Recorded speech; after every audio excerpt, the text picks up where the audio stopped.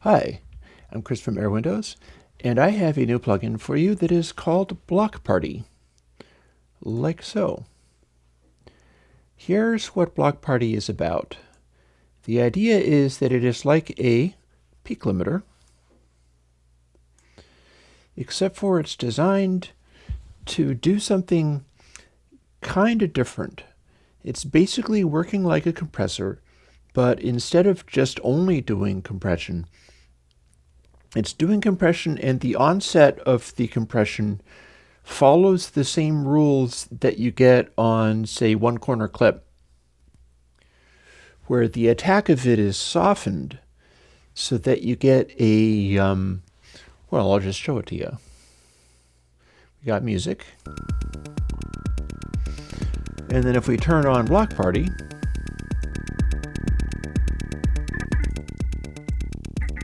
you get significantly louder.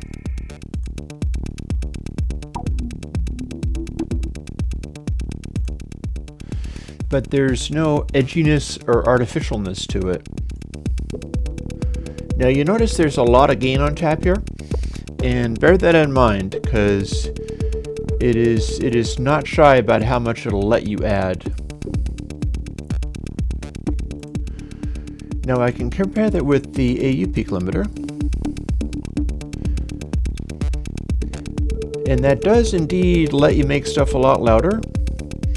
But there's also a sort of, the highs are sort of funny there. It doesn't feel as natural to me. Whereas with BlockParty,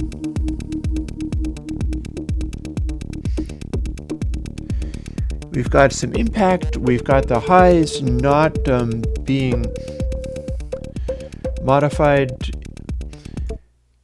One thing that I can do to demonstrate how this works is fire up a signal generator.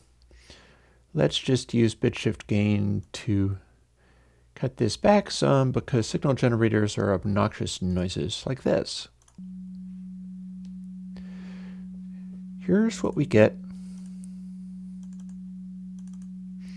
when we fire up the peak limiter. Notice that it's creating some artifacts, even though this is a very well-behaved peak limiter. This doesn't have anything pretending to be a distortion or whatever. It's just the overtones of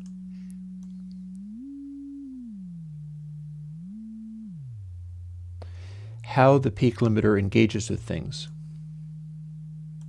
Now, by contrast, BlockParty has a much more obvious sound, but it is more like a distortion quality. And it's a distortion quality that is very free of aliasing below a certain point. Whereas the AU one, whoop, hang on, let's put that back.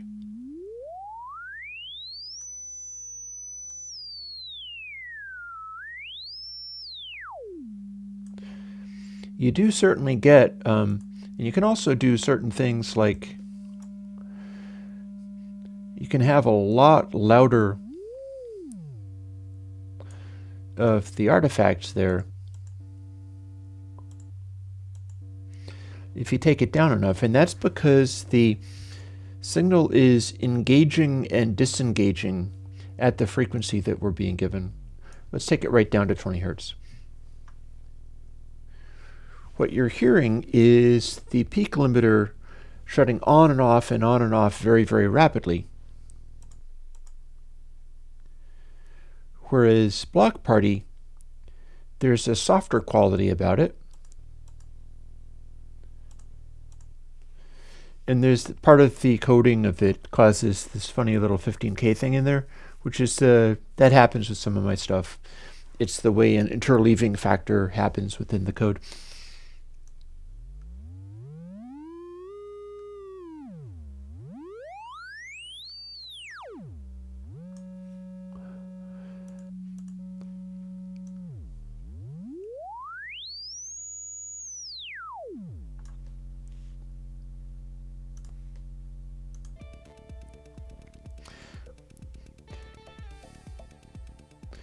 So yeah, if you have a regular peak limiter,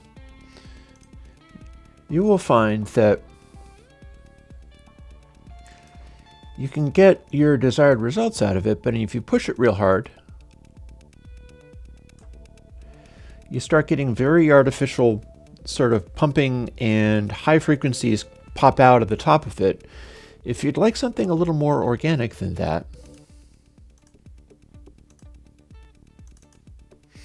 what you can do is fire up BlockParty.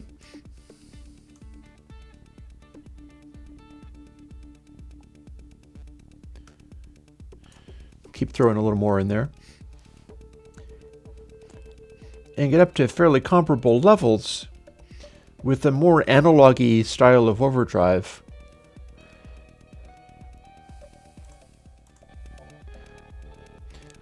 And you'll have fewer funny artifacts and behaviors.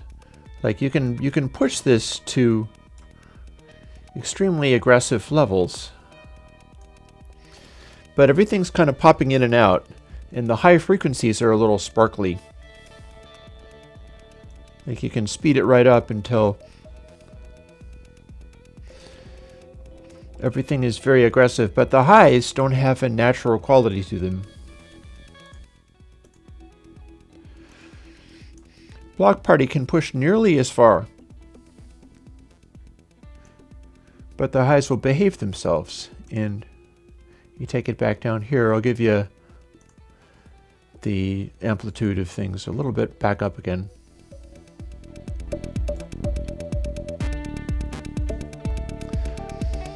Actually, tell you what, here, let's have a, this is what BlockParty can do.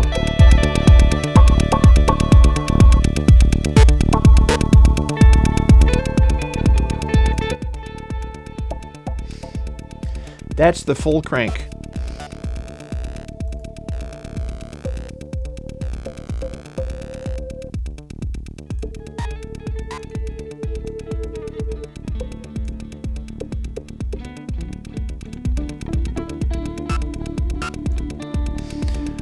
Now you might also wonder what would happen if I absolutely trash the audio using this and push it way too far, because we're only, we're less than a quarter of the control here. We've got our dry wet. What happens if we push it way too far? And I'll show you, but I'll have to use bit shift gain to cut it back down again, because it's going to be pretty obnoxious. You get something like this.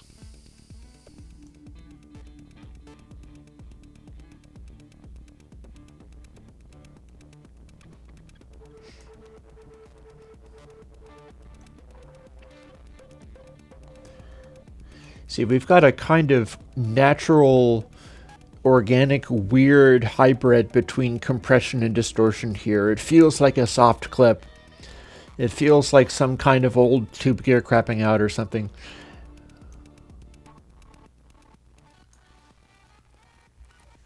And then we can obliterate things completely.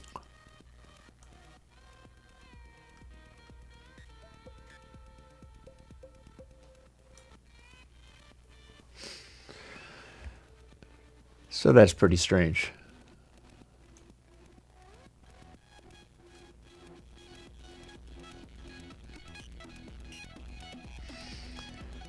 And then back to our overloud zone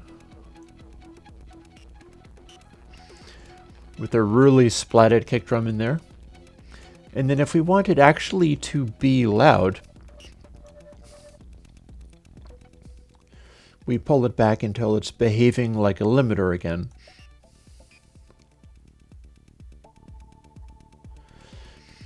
In that zone where it's not crapping out nearly so hard and it's not driving the compression to beyond the beyond like this.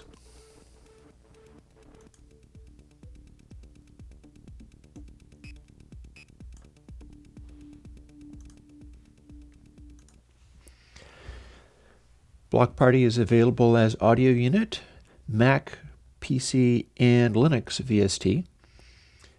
And if you love it so much that it becomes your new limiter, because it's more like a limiter than anything else, really, and you would have bought it for $50 if I was selling it for $50, then please jump on my Patreon and add $50 to whatever it is that you were paying per year, because that is the only mechanism that I use as far as doing the stuff that I do.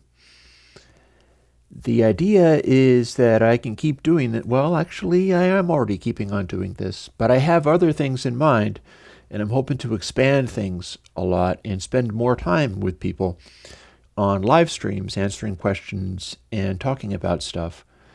So the Patreon expanding, there's more to be had, let me just say. I've come up with some new things to do, and you'll be hearing about those shortly. It's also open source, and if you like the idea of combining a compressor with the amplitude clipping of OneCornerClip and AD-Clip, then you might just like the way that this BlockParty plugin behaves. Thank you very much for spending some time listening to how it works and listening to me talk about it. And I'll talk to you later.